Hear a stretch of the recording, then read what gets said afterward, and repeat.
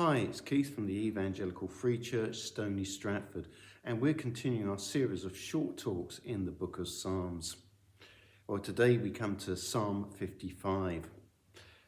I can remember seeing the first James Bond film with Daniel Craig in it. And really, I remember early in the film thinking, gosh, this is the hardest man alive. He really brought something and some physicality to the role. But towards the end of the film, he has developed this romantic relationship with this woman called Vesper Lynn. And everything's really nice and it seems like you're heading for a happy ending, but that isn't going to happen. And at the end, she seems to have betrayed him. And in the end, despite his attempts to save her, she dies tragically. And I remember watching the second film with him in Quantum of Solace. And he talks to someone early in that film who knows them both. And he says, you know, she really did love you. And he says, quite grim-faced, yes, right up to the moment she betrayed me.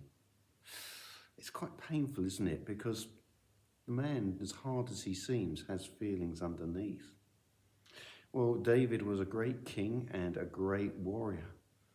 But here he is feeling something similar, utter betrayal. Verse 12, if an enemy was insulting me, I could endure it. If a foe was raising himself against me, I could hide from him.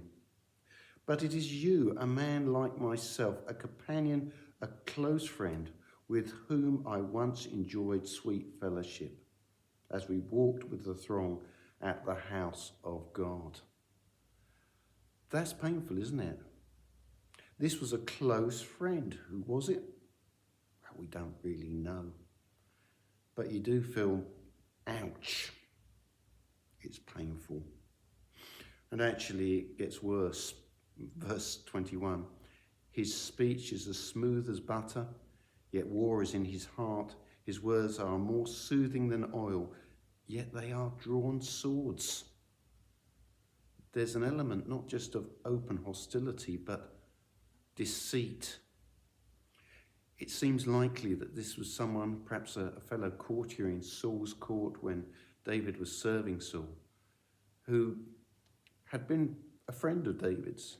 And yet as Saul started to turn against David, he could see which way the wind was blowing. He sided with Saul, and maybe his bad mouthing David behind his back. That's the impression we get.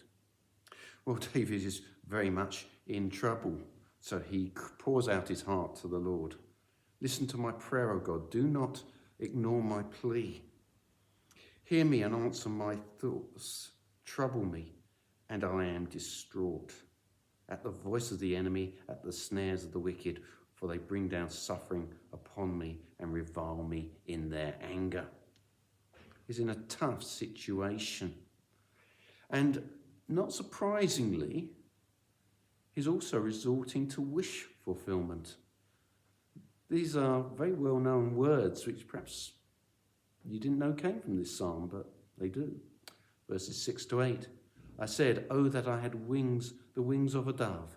I would fly away and be at rest. I would flee far away and stay in the desert.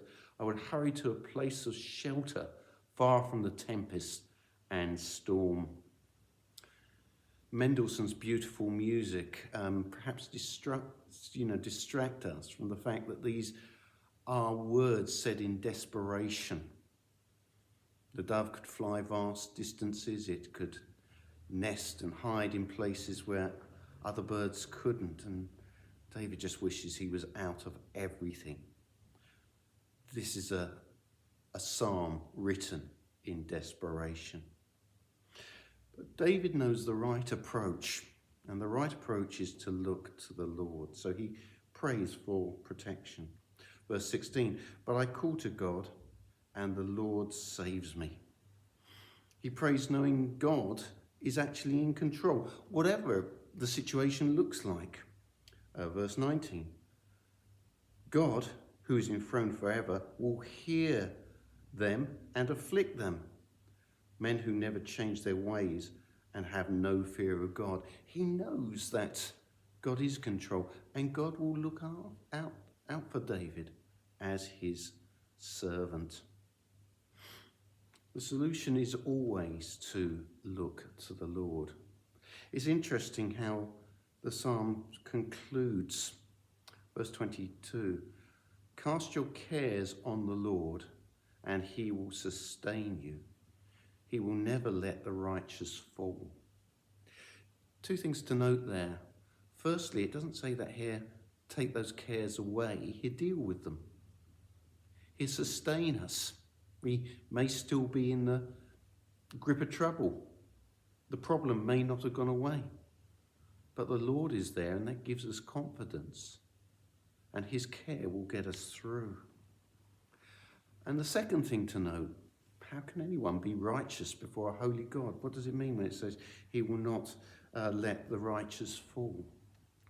Well, this is Old Testament righteousness. This is a righteousness which is seeking to obey God's law. And it's not quite the same as New Testament righteousness, the righteousness of God, which is given to us. We can read about that in 2 Corinthians 5:21. It's not that righteousness that Jesus gives us by his death on the cross. No, it's not that. But it is a general will to seek God's will and to keep his law.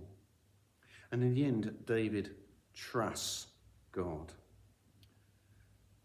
He says this, he talks about the fate of the wicked, those who are seeking his downfall, and then he says this, "But as for me, I trust in you." And that's always the right solution. Whatever the situation looks like, we should look to the Lord first and foremost. You see, the Lord will sustain us even when things are difficult. The conclusion of the psalm is an encouraging one. Cast your cares on the Lord, and he will sustain you. He will never let the righteous fall. Thank you for listening.